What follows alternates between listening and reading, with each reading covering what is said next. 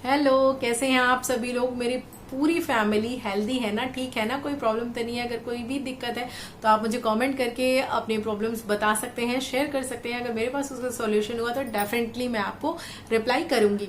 आज हम बात करने वाले हैं, आज का जो टॉपिक है वो है डिस्चार्ज से रिलेटेड, यानी कि वेजाइनल डिस्चार्ज से रिलेटेड।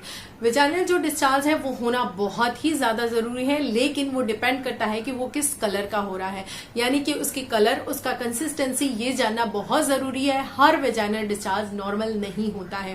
वेजाइनल डिस्चार्ज काफी कलर के होते हैं। अगर वो व्हाइट है, और व्हाइट में भी काफी प्रकार होते हैं, तो उसको नॉर्मल या एबनॉर्मल माना जाता है। ग्रीन हो सकता है, येलो हो सकता है, ब्राउन हो सकता है। तो सबके बारे में हम डिस्कस करेंगे, लेकिन आज का जो टॉपिक है वो है ब्राउन डिस्चार्ज के बारे में। यानी कि आज हम पूरा जो वीडियो बनाने वाले हैं वो बनाने वाले हैं कि ब्राउन डिस्चार्ज क्यों होता है, इसके पीछे क्या रीजन है, किस किस कारण से ये होता है, कौन से रीजन नॉर्मल है, कौन से नॉर्मल नहीं है। ठीक है, वन बाय वन इसको देखते हैं।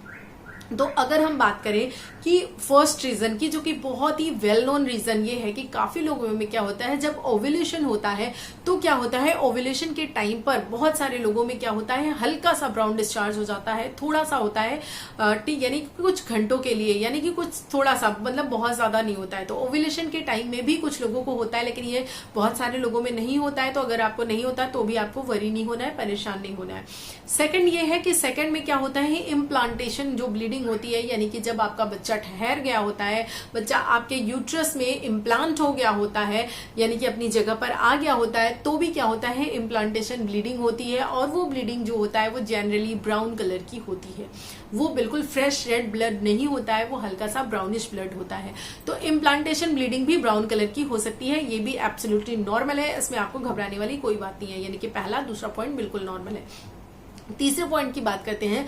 तीसरा पॉइंट ये है कि तीसरे पॉइंट में ब्राउन डिस्चार्ज कब होता है, जब एक्टोपिक प्रेगनेंसी होती है। एक्टोपिक प्रेगनेंसी एक बहुत ही इंपॉर्टेंट टॉपिक है, इसके बारे में पूरा डिटेल्ड वीडियो मैं बहुत जल्दी लेकर आने वाली हूं। लेकिन बस इतना समझ लीजिए कि जब आपका जो बच्चा है वो गर्भाशय में ना चिपक कर, यानी कि गर्भाशय में ना होकर के वो और भी किसी जगह पे हो, यानी कि ओवरी पे हो, फेलोपियन ट्यूब पर हो, और कई बार तो बाहर निकलकर और अंगों पर हो जाता है, वो भी मैं आपको बताऊंगी, वो केस भी डिस्कस करूंगी।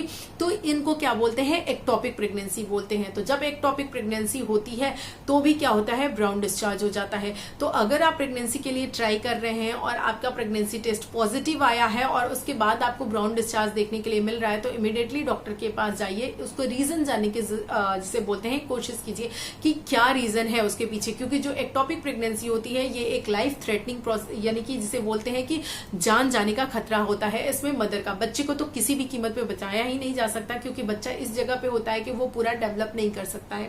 वो जगह बहुत पतली होती है, फेलोपियन ट्यूब या और भी जो जगह जहां पे भी वो स्टिक हुआ है। तो बच्चे का तो मतलब जाना तय ही है, लेकिन माँ की जान को भी मतलब बहुत ज्यादा खतरा होता है। अगर समय पर डिसीजन ना लिया गया, समय पर ट्रीटमेंट ना दिया गया, तो माँ की जान जा सकती है। इसलिए एक्टोपिक प्रेगनेंसी बहुत ही डेंजरस है। और आपको जब भी पता चलता है कि आप प्रेग्नेंट हो, तो सबसे पहले आपको एक सोनोग्राफी जरूर करवानी है, ये जानने के लिए कि मेरी जो प्रेगनेंसी है वो नॉर्मल है या नहीं, यानी कि वो यूट्रस में है या नहीं, कहीं एक्टोपिक तो नहीं है। तो यानी कि जो ब्राउन डिस्चार्ज है वो एक्टोपिक प्रेगनेंसी के कारण भी होता है। तो 3 पॉइंट हमने देख लिए। चौथे पॉइंट की अगर बात करें तो कई बार क्या होता है, हार्मोनल इम्बैलेंस होता है बॉडी में। बहुत से लोगों को पीसीओडी या पीसीओएस होता है, तो उसके कारण भी उनको बीच बीच में कभी क्या होता है, ब्राउनिश डिस्चार्ज हो जाता है। हालांकि ये बहुत कॉमन नहीं है, लेकिन कुछ लोगों में ऐसा होता है। तो अगर आपके अंदर हार्मोनल चेंजेस हैं, आपके हार्मोन्स बैलेंस नहीं है आपकी बॉडी में, तो भी क्या होता है, आपको जो है वो ब्राउन डिस्चार्ज हो जाता है। अगले पॉइंट की बात करते हैं कि ब्राउन डिस्चार्ज और क्यों होता है। जब आप यानी कि इंटीमेट होते हो, यानी कि सेक्स करते हो, तो सेक्स करने के तुरंत बाद या कुछ घंटों के बाद, थोड़ी देर के बाद अगर आपको ब्राउन डिस्चार्ज देखने के लिए मिलता है, तो इसके लिए ये एक जिसे बोलते हैं अलार्मिंग साइन है, और इसके लिए आपको डॉक्टर के पास चाहिए। रीजन क्या होता है कि जो आपके बच्चेदानी का मुंह होता है, यानी कि जो सर्विक्स होता है, वहां पर कई बार क्या होता है, घाव होता है। इसकी वजह से जब आप इंटीमेट होते हो तो वो उस जख्म पे, और जिसे बोलते हैं कि वो और जख्म हो जाता है, इसलिए वो हल्का सा ब्लीड कर जाता है। तो इस केस में भी आपको डॉक्टर के पास जाना है। अगर आपको ब्राउन डिस्चार्ज हो जाता है इमीडिएटली आफ्टर सेक्स या फिर उसके कुछ घंटों के बाद, तो ये नॉर्मल नहीं है, आपको डॉक्टर के पास जाना है। तो उसके लिए डॉक्टर जो है वो आपका ट्रीटमेंट करते हैं। अगला जो केस होता है वो ये होता है कि क्या होता है जब ब्राउन डिस्चार्ज आपको होता है और ये जिसे बोलते हैं 2-4 दिनों तक बना रहे, यानी कि ब्राउन डिस्चार्ज भी मैं आपको बताऊं कि कब हो तो नॉर्मल होता है, ये काफी लोगों में होता है, और कब नहीं होता है तो ये नॉर्मल नहीं है, यानी दोनों चीजें डिस्कस करने वाली हूं।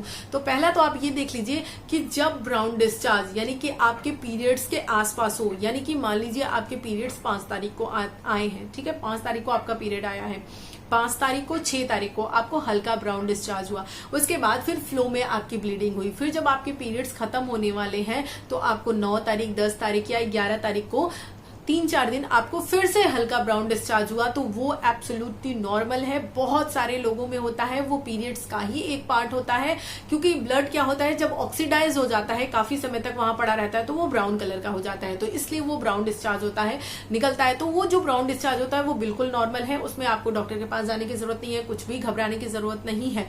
लेकिन अगर ये सारे जो केसेस मैंने आपको बताए हैं अगर उसमें हो रहा है तो आपको परेशान होने की बात है। अगर पीरियड्स के अलावा भी आपको ब्राउन डिस्चार्ज हो रहा है, 2-3 दिन तक रहता है, या हर महीने लगभग आपको हो रहा है, तो भी ये बहुत बड़ा अलार्मिंग साइन है, आपको डॉक्टर के पास जाना है। कई बार ये सर्वाइकल कैंसर के कारण भी होता है। जब आपको सर्वाइकल कैंसर होता है, यानी कि जब वहां पे कैंसर बन रहा होता है, तो भी आपको क्या होता है, ब्राउन डिस्चार्ज होता है। तो ब्राउन डिस्चार्ज को आपको बिल्कुल हल्के में नहीं लेना है। ये सारे जो केसेस होते हैं वो आपके हो सकते हैं, तो इन चीजों को आपको बहुत ध्यान देना है। अगला पॉइंट डिस्कस करते हैं। अगला जो पॉइंट ये है कि कई बार क्या होता है, अबॉर्शन जब होता है तो काफी अच्छी ब्लीडिंग होती है, तो अबॉर्शन आदमी समझ जाता है कि ये अबॉर्शन है। लेकिन कई बार क्या होता है, हम प्रेगनेंसी के लिए ट्राई कर रहे होते हैं और हमको ये पता भी नहीं होता कि हम प्रेग्नेंट हैं, और बेबी होता भी है, लेकिन वो बेबी लाइनिंग अच्छे से ना होने के कारण वो अच्छे से स्टिक नहीं हो पाता और आगे बढ़ नहीं पाता, या उसको सपोर्ट नहीं मिल पाता, उतना न्यूट्रिशन नहीं मिल पाता, तो वो क्या करता है, वो हट जाता है, यानी कि मिसकैरेज हो जाता है। तो उसमें क्या होता है, बहुत ही हल्की ब्लीडिंग होती है। यानी कि कई बार क्या होता है, मिसकैरेज के केस में भी हल्की ब्लीडिंग होती है, और मिसकैरेज के केस में जब भी आपको हल्की ब्लीडिंग हो, यानी कि अगर आप प्रेगनेंसी ट्राई कर रहे हो और आपने कंसीव कर लिया, आपने प्रेगनेंसी टेस्ट कर लिया है, पॉजिटिव है, उसके आसपास या कुछ दिन के बाद अगर आपको ब्राउन डिस्चार्ज हो रहा है या हल्की ब्लीडिंग हो रही है, तो आप डॉक्टर के पास तुरंत जाइए। ये सोचकर घर मत बैठ जाइए। इससे रिलेटेड एक डेडिकेटेड पूरा वीडियो मैंने किया है, आप जाकर प्रेगनेंसी प्लेलिस्ट में देख लीजिएगा, पूरी जानकारी मिल जाएगी।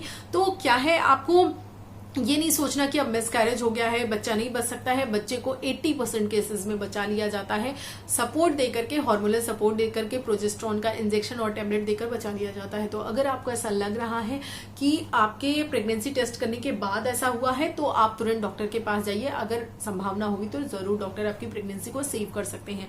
तो कई बार क्या होता है, मिस्ड अबॉर्शन के केस में भी ये हल्का सा ब्राउन डिस्चार्ज होता है। उसके बाद अगला जो केस बनता है वो ये होता है कि कई बार क्या होता है, बच्चेदानी में इन्फेक्शन होता है, ठीक है, वो इन्फेक्शन किसी भी कारण से हो सकता है। कई बार क्या होता है कि यानी कि अबॉर्शन हुआ है और वो अबॉर्शन पूरा नहीं हो पाया है, तब भी इन्फेक्शन हो जाता है, या फिर और भी बहुत सारे केसेस होते हैं जिसकी वजह से वहां पर इन्फेक्शन होता है और उस इन्फेक्शन के कारण भी ब्राउन डिस्चार्ज हो सकता है, यानी कि ब्राउन आपको जो ब्लीडिंग होती है। तो इतने सारे जो केसेस बनते हैं आपके पूरे मैंने डिस्कस कर लिए हैं आपको कि किस वजह से होता है, किस किस केस में ये नॉर्मल है। अगर ओव्यूलेशन टाइम में है, इम्प्लांटेशन टाइम में है, तो ये नॉर्मल है। एक टॉपिक यानी कि प्रेगनेंसी टेस्ट के बाद अगर ऐसा हो रहा है तो ये नॉर्मल नहीं है। आफ्टर सेक्स हो रहा है तो भी ये नॉर्मल नहीं है, या फिर ये बार बार हो रहा है, हर महीने हो रहा है कुछ दिनों के लिए, तो भी ये नॉर्मल नहीं है। ये सर्वाइकल कैंसर का खतरा हो सकता है, ठीक है। और कई बार ऐसा होता है कि जब यानी कि आपको ब्लीडिंग हो रही हो और उस ब्लीडिंग के समय आपको दर्द भी हो, आपको फीवर भी हो, तो भी ये एक अलार्मिंग साइन है। इन्फेक्शन हो सकता है या और भी कोई वजह हो सकती है इसकी, तो आप डॉक्टर के पास जरूर जाइए। तो यानी कि ब्राउन डिस्चार्ज होने के पीछे इतने सारे रीजन होते हैं। यानी कि ब्राउन डिस्चार्ज नॉर्मल नहीं होता है, सिर्फ वो 2 ही केस में नॉर्मल होता है, जब ओव्यूलेशन होता है तब कुछ लोगों को होता है, या फिर एक्चुअली 3 केस में नॉर्मल होता है, जब ओव्यूलेशन के टाइम हो तब, या फिर इम्प्लांटेशन के टाइम हो तब, या फिर तीसरा जो है वो आपका जब यानी कि आप ये कह लीजिए कि पीरियड्स के आसपास होता है तब। इन 3 केसेस में नॉर्मल होता है। बाकी मैंने जितने भी केसेस आपको बताए हैं उन सब में अगर ऐसा आपको सिम्टम देखने के लिए मिल रहा है तो वो बिल्कुल भी नॉर्मल नहीं होता है। आपको इमीडिएटली डॉक्टर के पास जाना है और उसका ट्रीटमेंट करना है, आपको उसको हल्के में नहीं लेना है, ठीक है।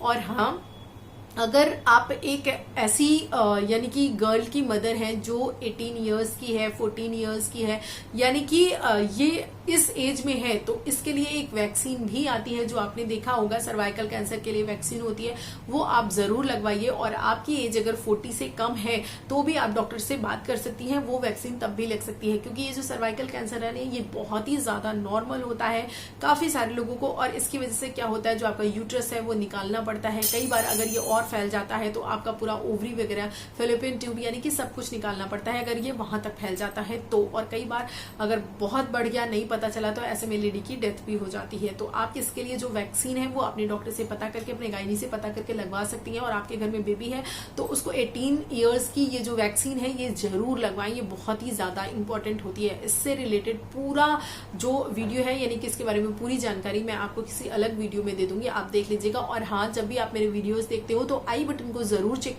कर लिया कीजिए, क्योंकि वहां आई बटन पे मैं जो है आपको पूरे यानी कि प्लेलिस्ट लगा देती हूँ। जब आप उस पर क्लिक करोगे तो मेरी पूरी प्लेलिस्ट आ जाती है और उसमें आपके काम के जो वीडियोस हो उनको आप क्लिक करके देख सकते हो।